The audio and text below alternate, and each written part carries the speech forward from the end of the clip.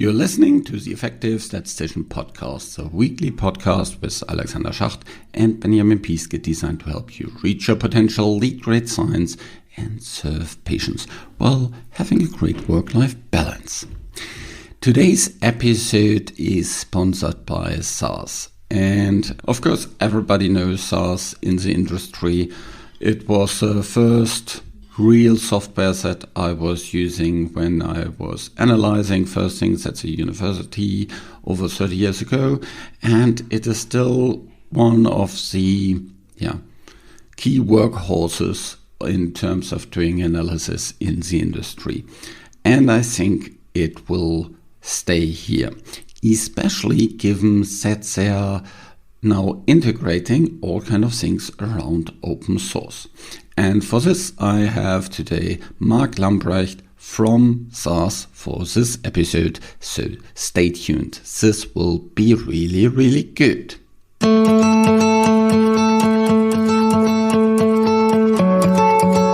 This episode specifically is sponsored by, and I'm really, really happy about it because SAS actually invests a lot into our community. They have lots of conferences, lots of helps, lots of webinars, all kind of different things. And if you have never been to one of their conferences, I can highly recommend it. It's really huge and lots of awesome speakers.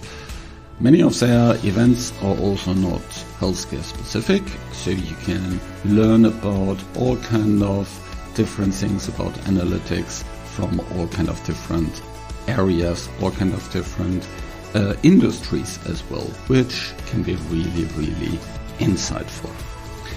I'm producing this podcast in association with PSI, a community dedicated to leading and promoting the use of statistics within the healthcare industry for the benefit of patients. Join PSI today to further develop your statistical capabilities with access to the video-on-demand content library, free registration to all PSI webinars, and much, much more. Head over to PSI at psiweb.org to learn more about PSI activities and become a PSI member today. And this week is conference week of the Effective Statistician. So if you have not yet registered to the conference, it is still time. Well, depending on when you listen to this. So on the 13th of February, we'll kick off the conference. It's a 3-day event, 3 hours each day from 3 to 6 p.m. European time, which is actually 9 to 12 Eastern time in the US. So we have outstanding presenters there. We have Andy Grieve, we have Yanis Gemini from Sitel, we have Anya Shield who's really influential in terms of EU HTA. She sits actually on the regulatory side, on the payer side. We have Thomas Debray, we have Chrissy Fletcher, we have Gary Sullivan. So many great presenters. I'll actually present as well on the Wednesday afternoon. So the live participation for this conference is free. So check out our homepage, theeffectivestatistician.com. There you will find the link to the conference registration page. And now have fun for this discussion with Mark Lambrecht.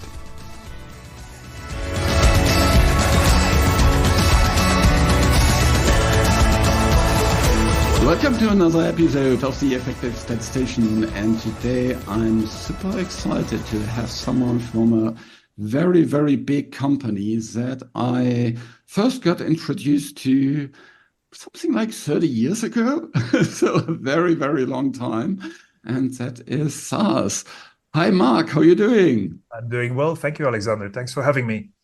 Very good. Yeah, I still remember my days very early in university when I got my first statistics courses and I was confronted with SAS. I think it was kind of version 3.1 or something like that at the time. So from that, you probably can tell how old I am.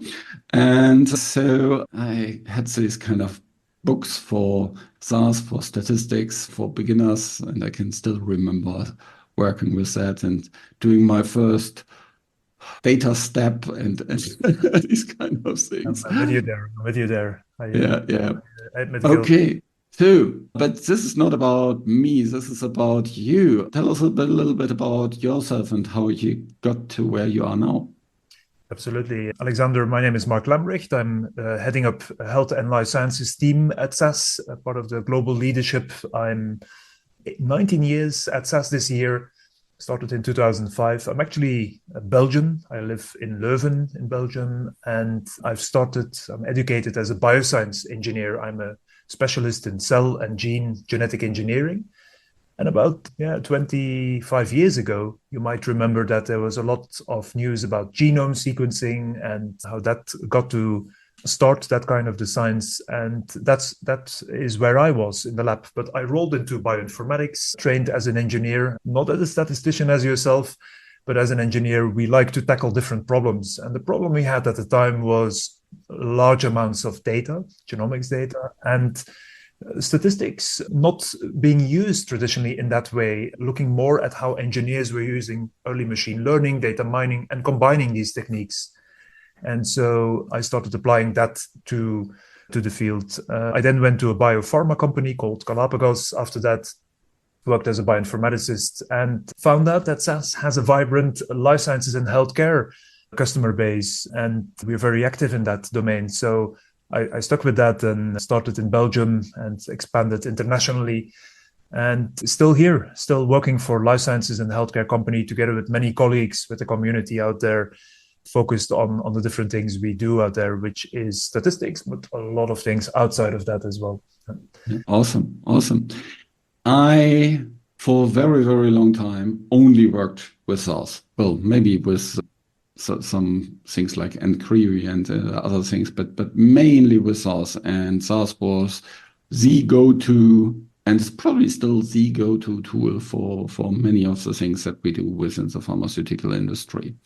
Over the last years, other open source packages, especially within the pharma industry, I think it's a lot of around R, have evolved. And recently I learned that SAS is embracing this change as well and integrating these kind of languages into the overall SAS landscape. How does that work?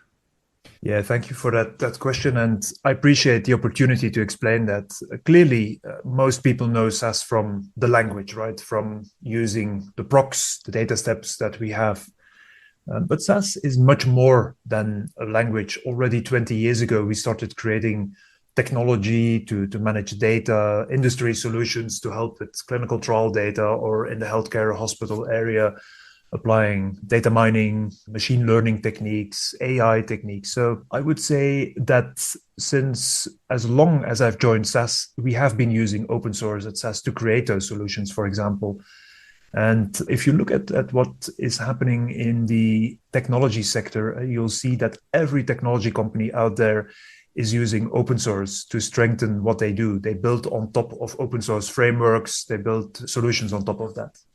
But you're asking specifically about the language and R and maybe other languages like Python to some extent for machine learning, or maybe less prevalent languages, but that will become more prevalent like Julia, which is interesting as well for some techniques. And we have completely embraced those. So it's not just no longer about the SAS language. What we want to do is bring the right analytical technology in a very specific way, in a validated way to our users. And so all of our solutions are currently using not just the SAS language, but can also allow users to program in R, for example, if you think about our clinical trial solutions. And yeah, I think that is really important to understand, that we have made that switch, that we're embracing that. What we want to bring, however, is focus on the right analytical algorithm. And I think there's a lot of value to do that. And sometimes we have created that ourselves. We have hundreds of PhDs in statistics. Everybody knows, I think, what the quality is of what we bring out there, the documentation, and the whole framework around it. But if a technique is not available in SAS, people need to be able to go to R and program in R or in Julia or in Python, find it and mix and match it into that analytical framework in an end-to-end way. So yeah, there's many other areas as well.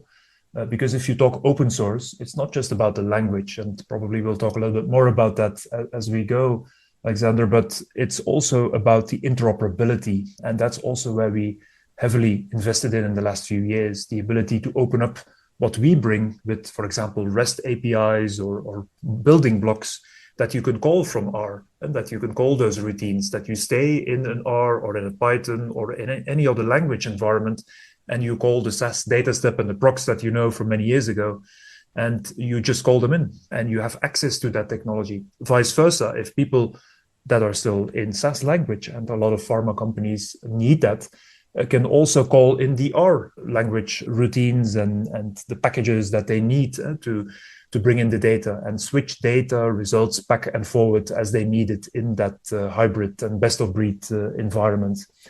Yeah. How does that practically work? Is it some kind of proc R and then you work from there, or how do you kind of call R from a SAS environment? Yeah, there's different techniques currently. There is indeed the ability in R to call SAS routine specifically using what we call a SWAT package. That is a package that exposes some of the SAS capabilities so that you can natively call it into R. The same exists for Python. There is also the ability to, in SAS, for example, run the R capabilities with things like IML, so interactive matrix language, and call in R, and even call the R code within your SAS environment as well. If you think about Python specifically, our editor, which is called SAS Studio, you can program in Python, and we will likely open it up to program in R straight from that editor. But you can remain to work in a Jupyter notebook or in an R Studio environment and also call the SAS routines in there with that package specifically.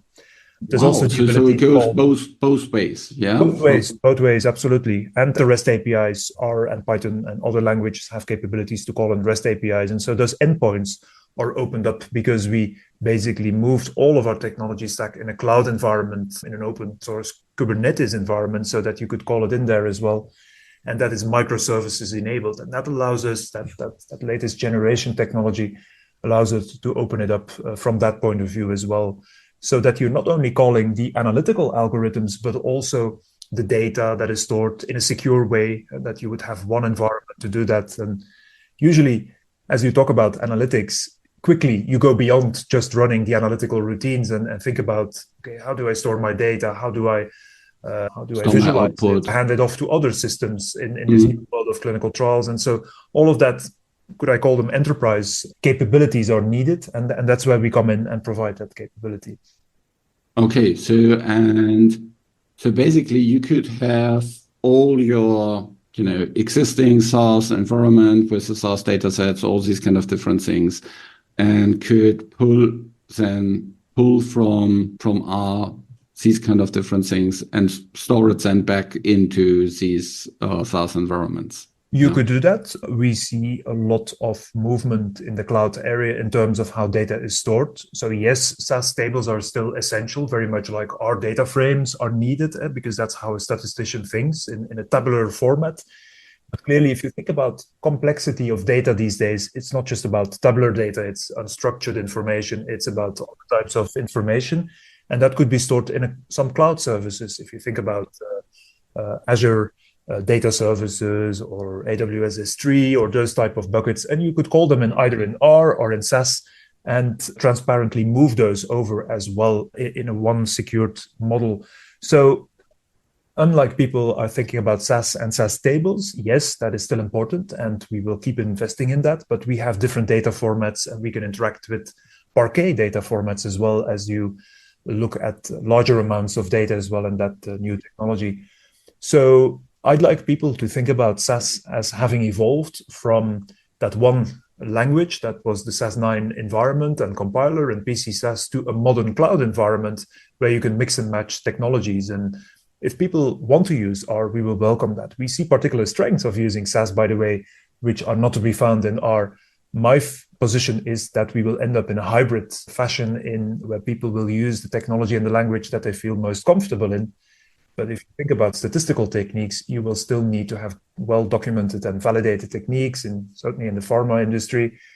And that could come from either way. There could be R packages, there could be SAS capabilities, there could be other capabilities like coming from newer types of engines as well, especially as we think about generative AI and those type of techniques. So it's really a new world out there also for SAS, and I invite people to have a look at that.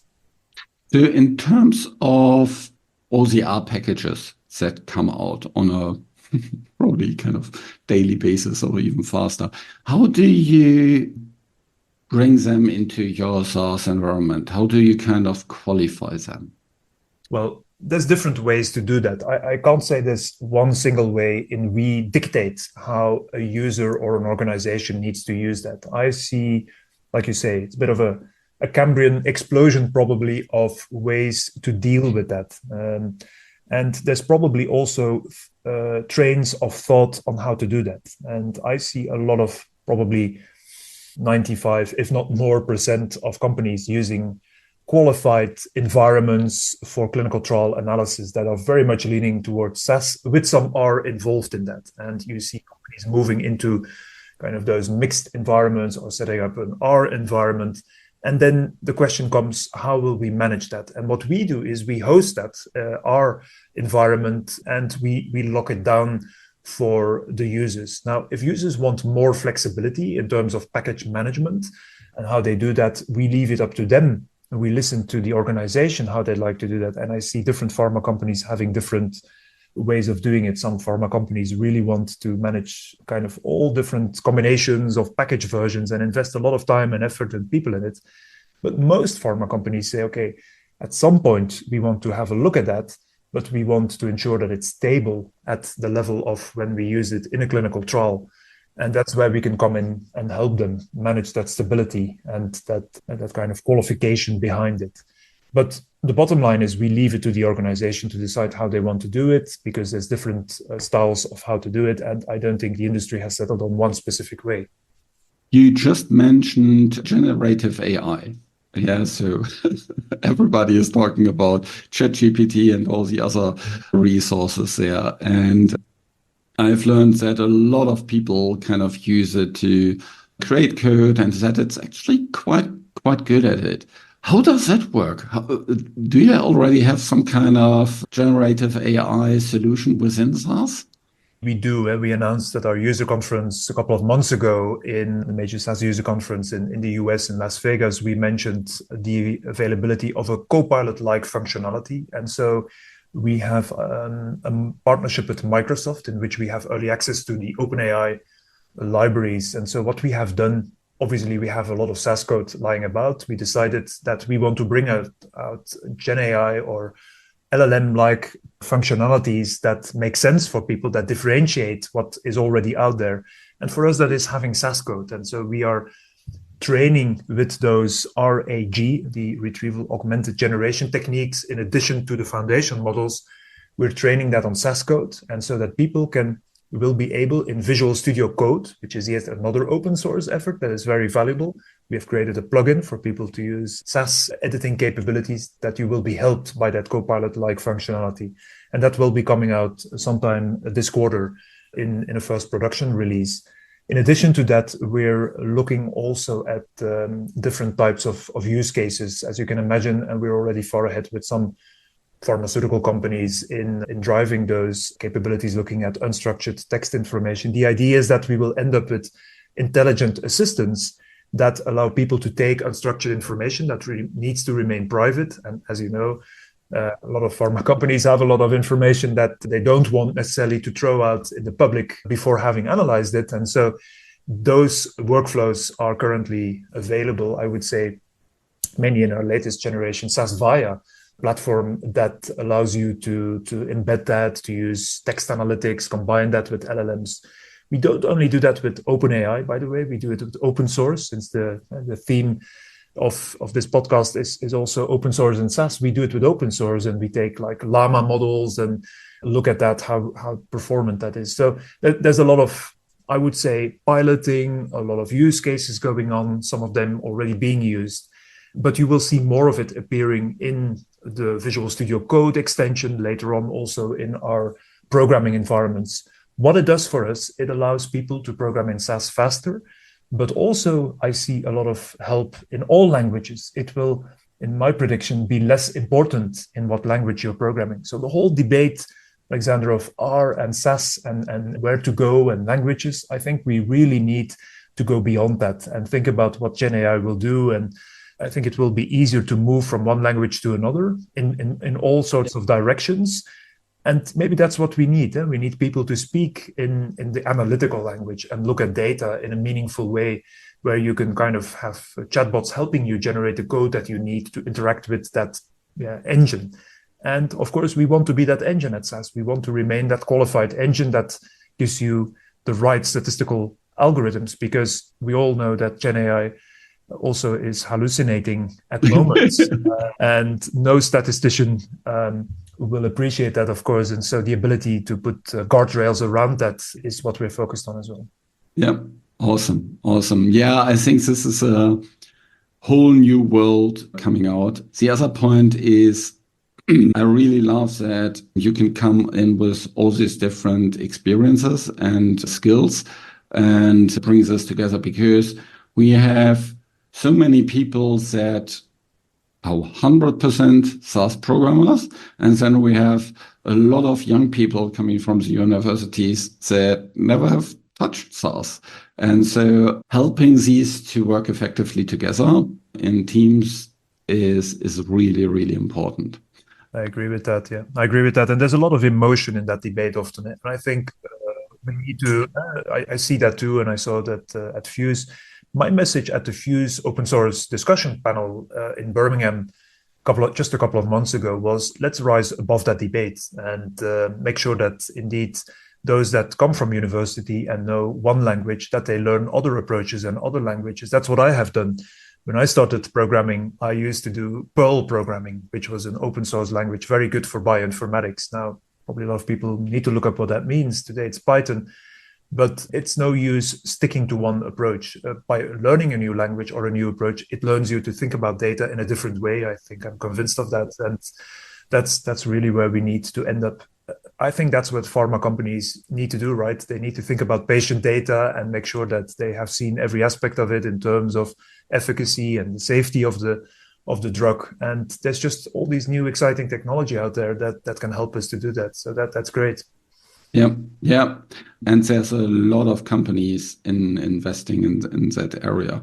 One of the things that I always loved R for were all the data visualization capabilities with ggplot and these kind of things. And this, lots of the people said it's super easy that way.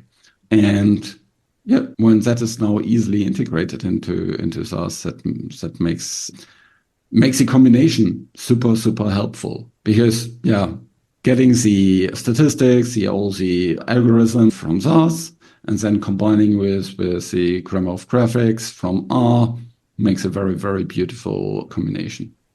Yeah, that's absolutely true. And all of these visualization techniques, and I will give that R and R Shiny have opened that up, right? They have opened up the vision of people to be able to create interactive applications. I would say there's also beyond that different techniques to scale that up even. We are taking those techniques and embedding it in an enterprise fashion, but also thinking about visualization, dashboards, making data available more rapidly in an interactive way, and still have the backend code available to look at what you exactly did at what point. Even going as far as building apps and having apps that if you have a machine learning model, or if you have some model where it's programmed in R, SAS, Python, whatever, that you can embed that in the so-called App Factory, which we have announced as well. And so you see these techniques as well. What people need to think about is scalability, reuse. I think that's often a little bit underestimated, the effort going into one app versus doing it together in a collaborative way, and respecting your IT colleagues who are asking you to adhere to enterprise technologies. And that's where we want to add value as well, and look at that and scale it up if you want. Yeah, because that's where really the value comes in. Yeah, when we have these interactive data visualizations that we can reuse again and again for, let's say, for safety. Yeah, you will need to look into lots of studies on an ongoing basis and check that everything is okay from a safety perspective. For every database log, you want to have something like an interactive data visualization that you can very easily understand what is all the data about, that you can quickly answer all kind of different questions about subgroups, about things like that. I know that there's some big pharma companies that invest a lot in this and make sure that they have these kind of interactive readouts after every database log. And that is hugely beneficial from upper management. I just talked to someone at one company that is currently a little bit under a resource pressure. And he mentioned that, well, lots of things get cut, but not this interactive data visualization readouts, because it is so helpful. And that is, of course, where exactly these two things come together. Yeah, the power of good algorithms, a validated environment, interactive graphics, and you need that again and again and again.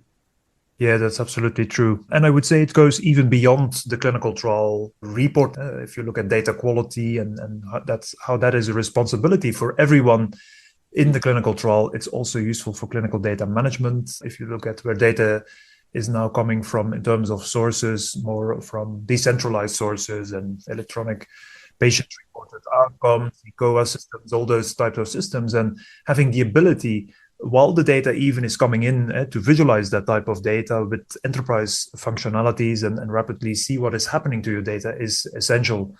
And that's how we look at it as well. And there will be no surprise that we have built it up enormously. And I invite people also to look at that and see what they can do with their current skill sets, because there is the ability to work together here with different profiles as well. And that's also a benefit, I think, of the open source mentality is collaboration, right? That's something we want to increase as well, as people gather their technologies and their talents, and how you can really make that available. Not think about it in your own way. I create my own app, visualization app, and I hand it off. But how does it work for others, and how can I scale it up? So that's really important. Yeah. Yeah. One of the things that I keep talking about is, instead of creating something new again and again and again, maybe just think about how you can share what you have already created more and more, so that more people can benefit from it. I think that is a completely different value statement. One thing is surely important here is the volume of data. Yeah, as you just mentioned, beyond clinical trial data that comes from medical devices, all kind of different things. If you think about patients with diabetes, they have kind of, monitors that 24/7 measure all kind of different things. I'm pretty sure this is just the start of lots of different things. If you think about movement disorders, if you think about eye disorders, if you think about skin disorders, there are so many, applications where there will be kind of continuous stream of information coming in, where people will get, monitor their disease on an ongoing basis. And if that affects millions of patients, then, well, you get a lot of data coming in, and managing that in a useful way will be really, really important. Last question I have is, when people go to SAS, what are kind of useful references for people to have a look into, so that they learn more about the open source integrations with SAS? Yeah, there's a couple of resources and possibilities available. And by the way, you just mentioned the large amounts of data, and I can't help but point that some of the healthcare work we have done at hospitals that shows how important it is to do prediction of risks on patients, and in which we use even streaming analytics based on data that is in movement, and in which you can do that. That's not yet done a lot on clinical trials, because these volumes are still different and those biomarkers need to be validated, but you see it in real world data, you see it in other areas. As to your question, Alexander, on where do you go? Well, we have different resources. We have a communities.sas.com environment where there's a lot of information being shared on the latest of what SAS is doing in that area. We have a developer environment where people can look at our REST APIs and look at the libraries and open source collaborations that we have. That's on developer.sas.com. We have a GitHub available. We publish a lot of code in different varieties and for different projects on our github.com/SAS software URL if you want to go there. And I would also invite you just to look at the conferences that we present at Fuse, at CDISC, where they can find a lot of information on that. And you'll find information on Visual Studio Code, you'll find information on the REST APIs, and on the open source integration, also on the AI machine learning front, where we do model management and things like that. So the documentation, of course, is one other area, our famous documentation that you can go to, and where you can find also the latest techniques that we're implementing in different AI machine learning techniques, as well as we have evolved that story enormously. But I'm also happy to be taking emails or respond to specific questions, and my team is ready as well. We like to also work together with people. We're working together with projects like Dataset JSON in the Fuse CDISC effort. We're using now CDISC Core as efforts, and we will be publishing on that. And so if you go to the papers on lexiansen, for example.com, you'll see a lot of papers that we have published in different conferences as well, as it's an ever-evolving field. Awesome. Thanks so much. And if you couldn't kind of write down all these kind of different links for the moment, just head over to the corresponding blog of this episode at theeffectivestats.com, and you'll find all the links there, and also a link to Mark. Very good. Thanks so much. We talked about your journey from getting into SAS and how SAS is, developing from a kind of standalone system into a really big enterprise system that has lots of different interfaces with open source, but also with AWS and other areas. How AI, generative AI, all these kind of things come into place, how visualization can work, interactive visualization, how we can manage really big data, so to say, in the healthcare industry. And that was a wonderful, wonderful interview. Thanks so much for being on the show, Mark. Thank you, Alexander, for the opportunity, and congrats with the fantastic podcast series you're running here.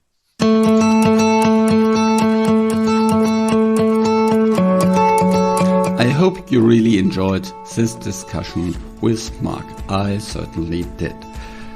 This episode is sponsored by SAS, and I'm hugely happy about their contribution to make this podcast happening, because of course someone needs to provide some money to make sure this is happening. So most of the money is coming from my part, but I'm always grateful if someone helps with this.